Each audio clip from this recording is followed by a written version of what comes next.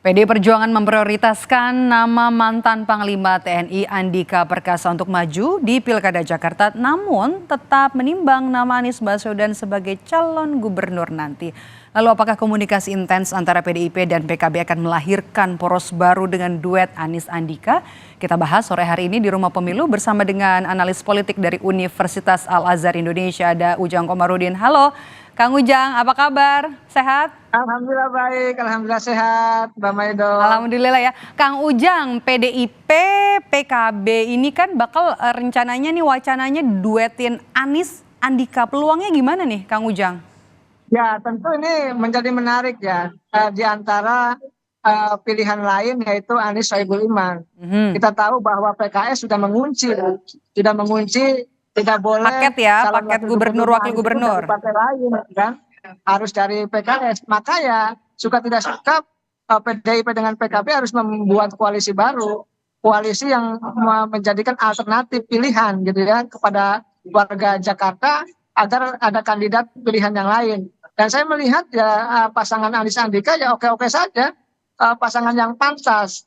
Cuma memang harus diuji juga apakah memang PKB dengan PDIP serius, lalu harus diuji juga elektabilitas Andika nanti berapa, sehingga nanti kalkulasi pasangan Anies dengan Andika itu betul-betul dihitung secara rasional berdasarkan saintifik. Saintifik itu berdasarkan survei yang objektif.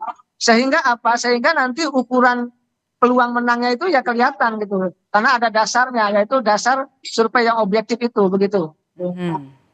Itu untuk Andika ya. Tadi kan dibilang ini lumayan lah dia duetnya Anies dan juga Andika. Tapi kan ada duet aman juga yang disodorkan PKS. Kira-kira PKS ini mau nggak menerima dengan kompensasi politik tertentu mungkin atau tetap mau mengusung sendiri nih? Harus tetap ada kader dalam paket. Kalau mengusung sendiri agak berat ya, karena begini, kalau kita lihat dari konfigurasi partai politik yang ada di parlemen daerah ya, DKJ, daerah khusus Jakarta, maka PKS itu kan 18 kursi. Walaupun pemenang pemilu di DKJ, tetapi kan tidak bisa mengusung sendiri. Artinya harus ada 22 kursi, maka butuh 4 partai lah, butuh 4 kursi lagi. Nah kalau PKB-nya tidak mau, lalu PDIP juga tidak mau, PSI juga mau gabung PKS, termasuk Nasdem juga tidak mau, maka jangan-jangan pasangan Anies dengan Sohibul Iman ini tidak bisa berlayar. Nah karena PKB dan PDIP ini paham, kalau nanti bisa jadi tidak berlayar Anies dengan Sohibul Iman karena tidak dapat tambahan kursi, 4 kursi lagi, ya maka alternatifnya ya pilihannya kepada pasangan Anies Andika seandainya memang serius mereka berpasangan begitu. Ada poros baru begitu ya.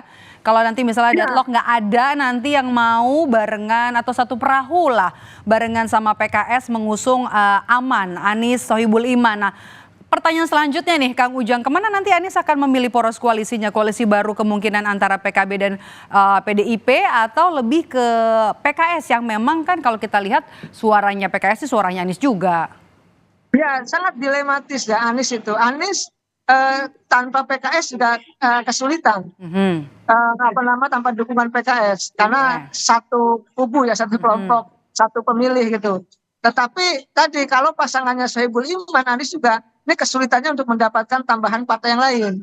Dilemanya di situ. Yang cantik adalah, yang bagus adalah ya PKS mengalah, mengikhlaskan, meridokan agar nanti pasangannya Anies itu bukan dari kader PKS, bukan Sohibul Iman. Tentu ya PKS ingin mendapatkan kompensasi politik ya, atau kompensasi finansial dalam konteks itu. Dan dalam konteks politik kita sama-sama tahu tidak ada keikhlasan dalam politik. Dan tidak ada juga makan siang gratis di politik. Selalu ada kalkulasi politik dan kalkulasi ekonomi.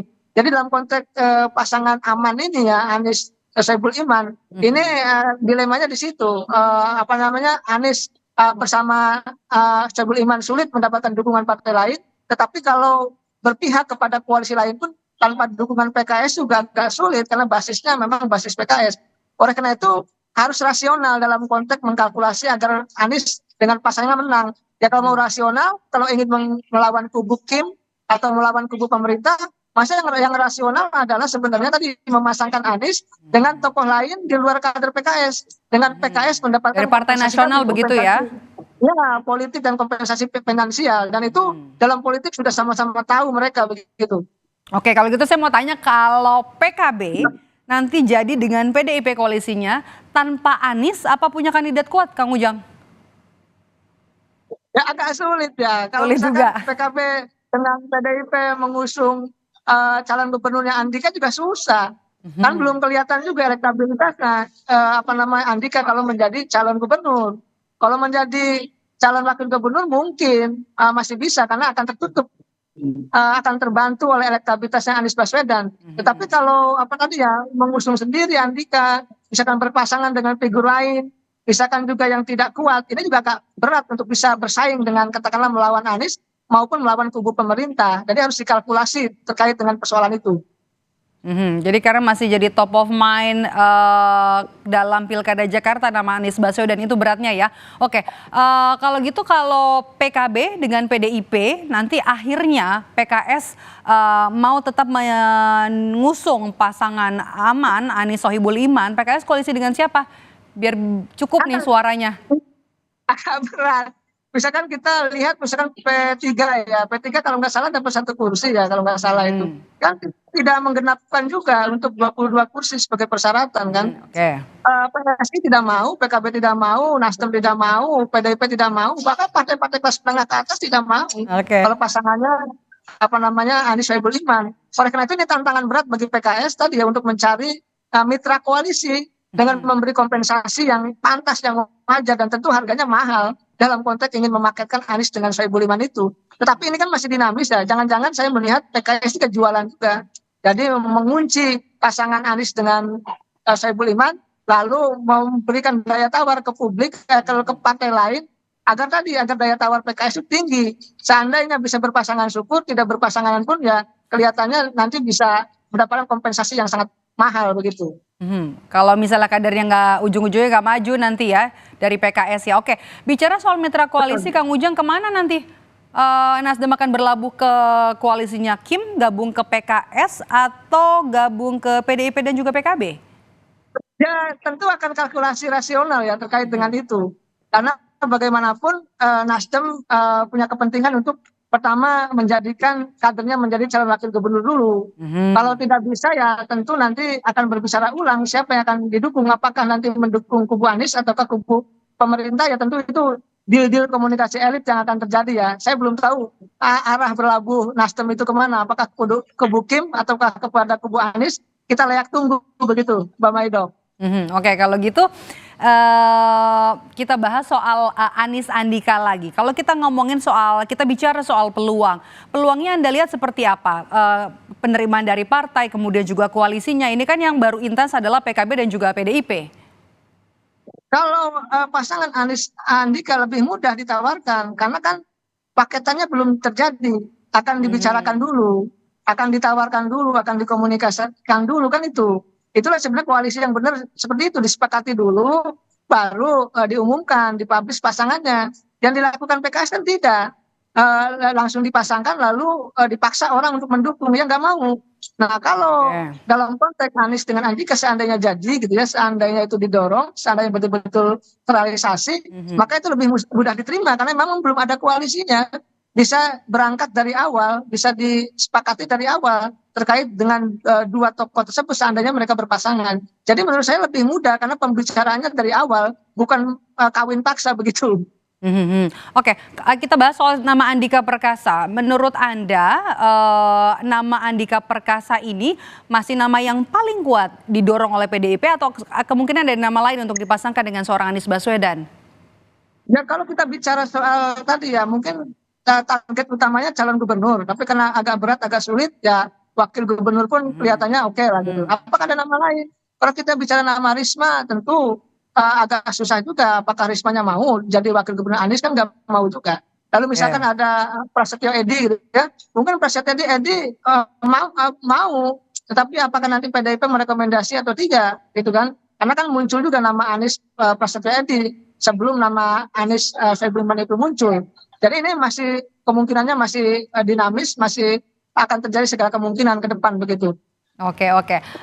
Peta pilkada di Jakarta, peta politik pilkada Jakarta dan juga Jawa Anda lihat umumnya ini bakal merepresentasikan pertarungan di kubu Pilpres, artinya nanti koalisinya dari Kim ini juga akan berkoalisi lagi, mengulang koalisi di beberapa daerah di Pilkada termasuk juga di Jakarta.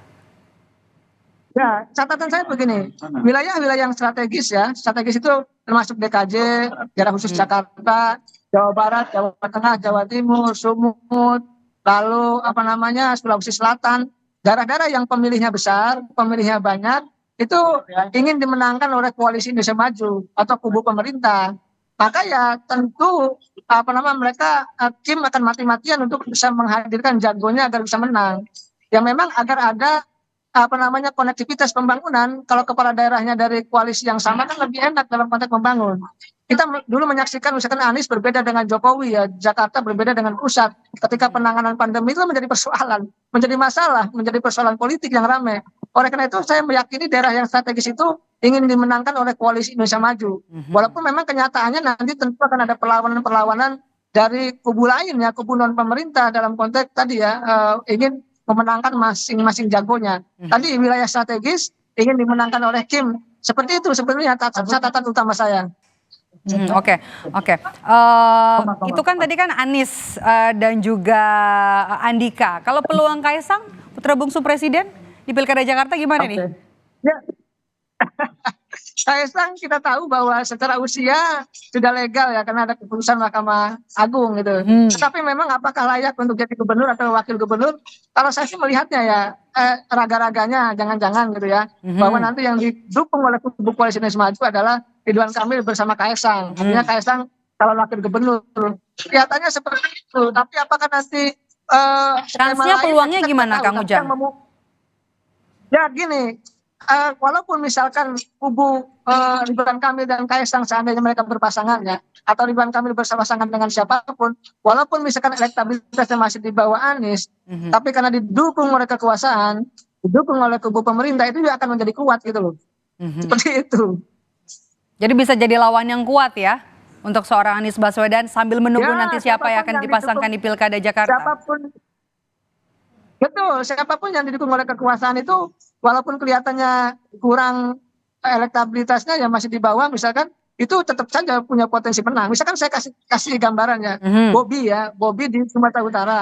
Walaupun dia katakanlah masih muda akan melawan incumbent Edi Rahmayadi tapi kan didorong oleh kekuasaan, didorong oleh kubu pemerintah ya punya potensi menang yang tinggi gitu tetap. Chansnya lebih besar. Kira-kira seperti itu gambarannya. Oke, kita lihat nanti apakah nama besar dari Presiden Joko Widodo nanti juga masih akan punya pengaruh terhadap keluarganya yang maju mungkin di beberapa daerah dalam Pilkada serentak 2024 termasuk juga peluang koalisi PDIP dan juga PKB untuk mengusung nama mantan Gubernur DKI Jakarta Anies Baswedan dan juga mantan Panglima TNI Andika Perkasa. Terima kasih sudah bergabung bersama kami dan juga memberikan analisanya sore hari ini di Rumah Pemilu Kang Ujang. Sehat selalu.